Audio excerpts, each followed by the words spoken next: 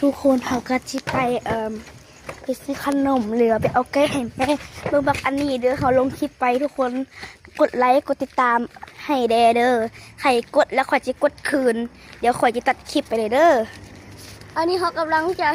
ย่างไปใส่บ่แม่เขาจีอันไปก็ได้กดให้แดเด้อมีทุกคนย่านเฮียง ตอนนี้ก็มาฮอดแล้วฮานอยู่นี่เด้อ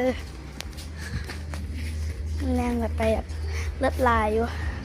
ไปตอนนี้ก็เสียงเพลงลายอยู่เด้อโอ้ลูกตันเขาก็ได้ของนี่ได้ของมาแล้วเขาก็จะกลับบ้านเขาไม่ได้ไปจีแดนกลับบ้านกันจ้าอันนี้คือนี่ก็ไกลหน่อยนึงเด้อนี่บ้านขอตัดต่อเขาตัดคลิปเด้อทุกคนอันนี้คือเฮาเลนแต่เมื่อกี้แล้วมันจิมีเสียงบอกว่ามันแข็งเลยมันแข็งแกะอะไรวะเห็นได้ไหมวะแกะบึงก่อนมึงแกะเหอะแบบหนึ่งเลยเจ้าไปอยู่กองถ่ายไหม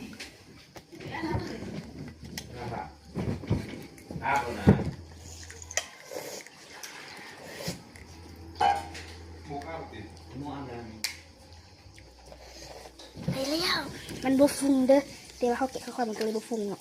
แกะเห็นมันก็ฟุงแต่เดี๋ยวปล่อยแกะเด็กได้แล้วใครบ่มีแห้งกินอันนี้เลยเด้อแกะได้บ่แกะให้แม่ป้านี่โคตรแข็งเลยแกะให้มีเนื้อสดได้สดของกูดูด